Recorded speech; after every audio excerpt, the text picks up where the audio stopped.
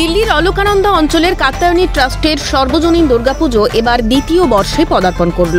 এই পুজোর বেশিরভাগ দায়িত্বই পালন করেন মহিলারা। বৃহস্পতিবার বিজয়া দশমীর দিন উমাকে বিদায় জানানোর আগে রীতি মেনে এখানে চলে সিঁদুর খেলা। পাশাপাশি মিষ্টিমুখ করে একে অপরকে বিজয়ার শুভেচ্ছা জানান এই পুজোর উদ্যোক্তারা।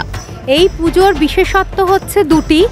একটা হচ্ছে যে এটি বেশিরভাগই মহিলা শক্তির দ্বারা পরিচালিত এবং আমাদের সমস্ত এই যে প্যান্ডেলের আপনারা কাজকর্ম দেখছেন আমাদের সমস্ত মহিলারা মিলে, যদিও তারা আমাদের আশেপাশেই সব দাঁড়িয়ে আছেন, যদিও আমাদের তার পিছনে একজন আর্টিস্টের ভূমিকা অবশ্যই আছে।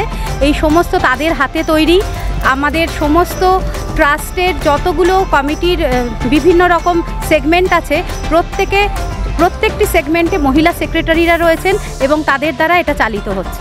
মায়ের কাছে একটাই মনোকামনা, যেমন আমরা মিলে এইভাবে আমরা চালাচ্ছি এই ট্রাস্টটা, আমরা যেন সারা জীবন এইভাবেই খুশিতে সবাই মিলে একজুট হয়ে একসাথে খুশিতে সবসময় এইটাই যেন দুর্গাপুজোর সেলিব্রেশন করতে থাকি প্রতি বছর।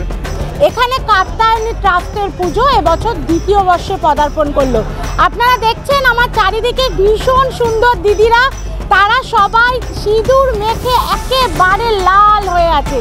অর্থাৎ সিঁদুর খেলা বাঙালির যে চিরচরিত ঐতিহ্য, দশমীর দিন উমা বিদায়ের সময় আমরা যে নিজেরা সিঁদুর খেলি, মাকে সিঁদুর দিয়ে তাকে শ্বশুর ঘরে পাঠাই, সেটা কিন্তু অত্যন্ত উজ্জ্বল হয়ে উঠেছে এই কাত্যায়নী ট্রাস্টের পুজোতে।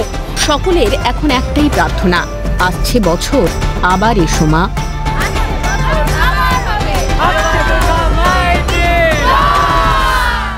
ইন্দ্রাণী দাশগুপ্তের রিপোর্ট, ক্যালকাটা নিউজ।